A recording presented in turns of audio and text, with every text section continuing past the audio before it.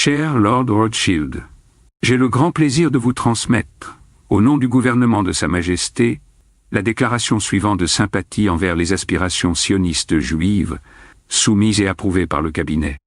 Le gouvernement de Sa Majesté envisage favorablement l'établissement en Palestine d'un foyer national pour le peuple juif, et mettra tout en œuvre pour faciliter la réalisation de cet objectif, étant clairement entendu que rien ne sera fait qui puisse porter préjudice aux droits civils et religieux des communautés non juives existantes en Palestine, ni aux droits et au statut politique dont jouissent les Juifs dans tout autre pays. Je vous serai reconnaissant de bien vouloir porter cette déclaration à la connaissance de la Fédération sioniste. Sincèrement vôtre, Arthur James Balfour, Ministère des Affaires étrangères. Le 2 novembre 1917. Salut à tous. La déclaration Balfour que nous venons d'écouter marque un tournant historique. Ce texte, signé le 2 novembre 1917 par Lord Arthur James Balfour, ministre des Affaires étrangères britannique, illustre comment la politique et la finance s'entrelacent pour façonner des enjeux mondiaux durables. Aujourd'hui, plongeons au cœur d'une réflexion audacieuse et percutante partagée par Anis Lajnef. Dans son dernier article, il nous parle d'un sujet brûlant et intemporel, l'impact de l'usure sur l'économie, la société et l'histoire. De la domination financière des castes à la chute des empires, en passant par les répercussions sur la Palestine, Anis nous rappelle que derrière l'usure se cache une logique d'injustice sociale et de division profonde. Un article puissant qui remet en lumière des vérités historiques souvent éclipsées et qui questionne « Sommes-nous encore prisonniers de ce système usuraire ?» Alors, si cette réflexion vous inspire, partagez-la. Abonnez-vous pour plus de contenu, rejoignez le débat dans les commentaires et on se retrouve très vite pour une nouvelle discussion. L'usure est une logique financière qui permet à quelques hommes de faire du temps un commerce comme un autre. Le temps peut se vendre ou s'acheter comme n'importe quelle vulgaire denrée. Cette logique financière favorise le riche sur le pauvre et permet de concentrer les richesses sur une caste après quelques générations. La domination financière de cette caste se mue en domination sociale.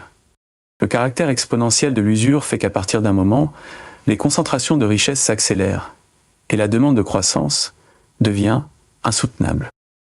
Dans l'histoire, les corps lâchent sous la pression de cette machine infernale et des pandémies servent parfois de fusibles pour ralentir la cadence.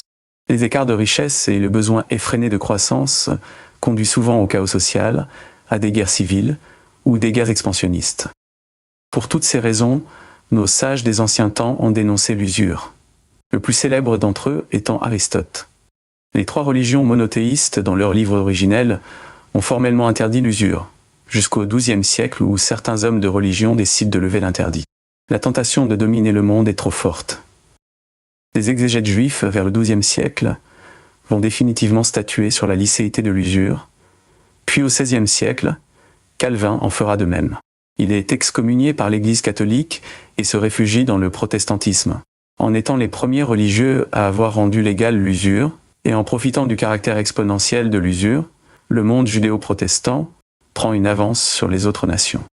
D'ailleurs, les premières banques centrales naissent dans le monde protestant dès la fin du XVIIe siècle. Jusqu'à aujourd'hui, ce n'est pas pour rien que les plus grandes places financières sont des places protestantes. Genève, Londres, New York.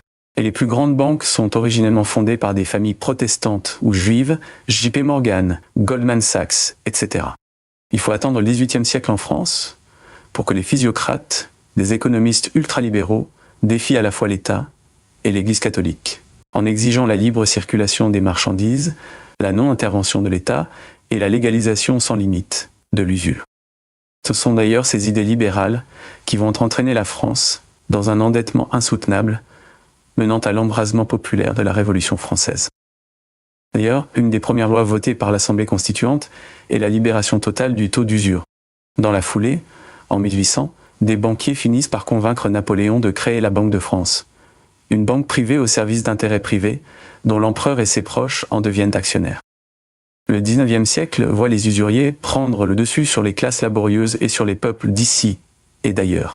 C'est naturellement à cette époque que les idées de Proudhon et de Marx tentent de résister à la domination totale des forces de l'argent.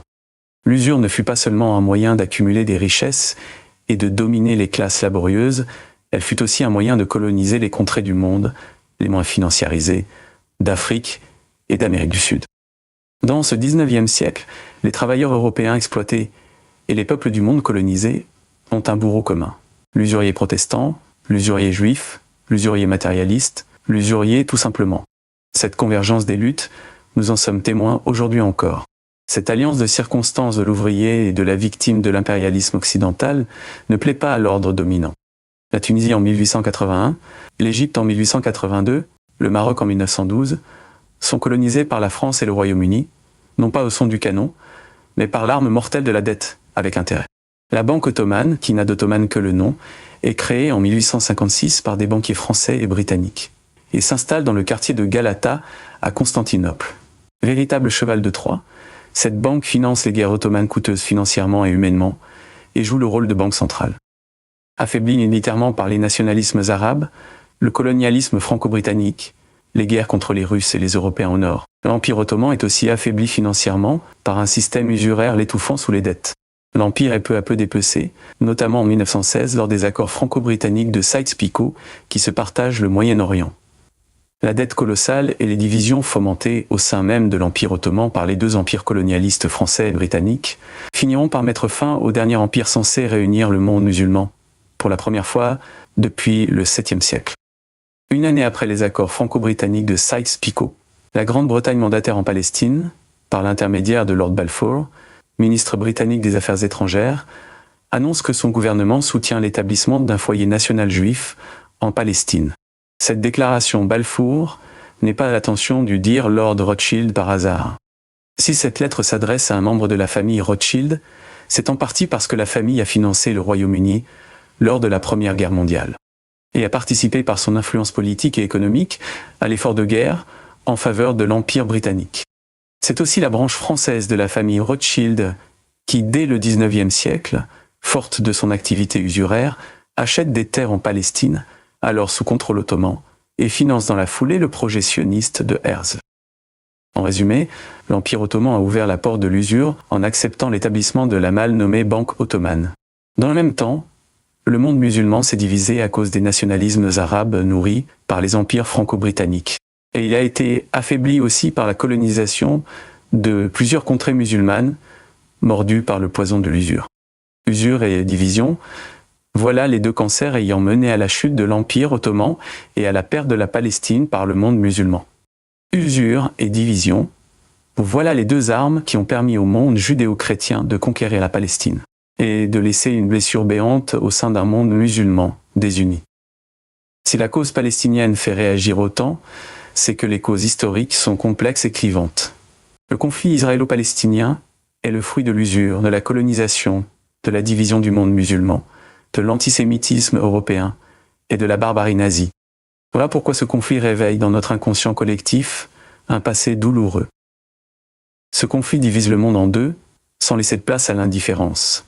D'un côté, les hommes et les femmes qui s'accommodent de l'usure et des conquêtes impérialistes, de la hiérarchisation sociale et des races. De l'autre, les hommes et les femmes qui s'inscrivent contre la domination des peuples, contre la domination des usuriers sur les classes laborieuses, contre les suprémacistes et les impérialistes. Ces deux mondes sont-ils réconciliables ? À vous d'en juger. Nous ne vivons pas un choc des civilisations, ni un choc des religions. Nous vivons un choc entre le monde usuraire et les peuples du monde qui en sont victimes et tentent de lui résister.